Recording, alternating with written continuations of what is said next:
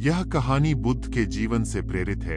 इसको सुनकर आप अपने गुस्से पर कंट्रोल करना सीख जाएंगे। एक दिन की बात है।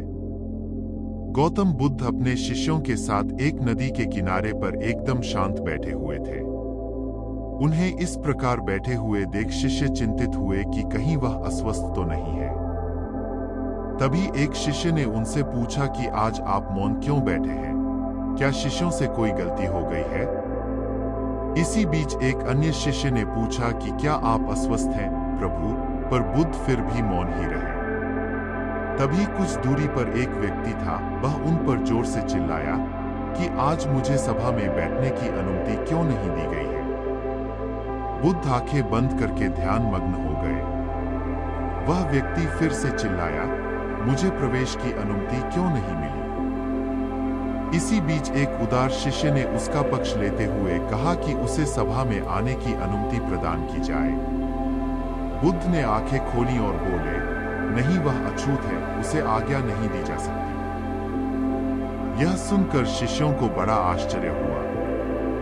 बुद्ध उनके मन का भाव समझ गए और बोले, हाँ, वह अछूत है।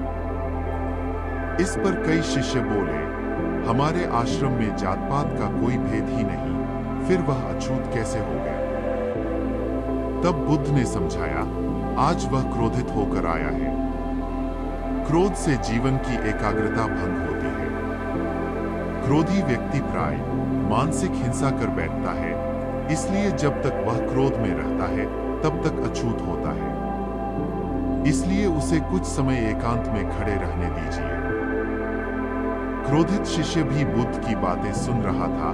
पश्चाताप की अग्नि में तपकर वह समझ चुका था कि अहिंसा ही मनुष्य का महान कर्तव्य व परम धर्म है। वह बुद्ध के चरणों में गिर पड़ा और कभी क्रोध न करने का प्रण लिया। इससे यह शिक्षा मिलती है कि क्रोध के कारण व्यक्ति अनर्थ कर बैठता है और पश्चाताप उसे बाद में होता है, जिसका कोई लाभ नहीं मिलता। इसलिए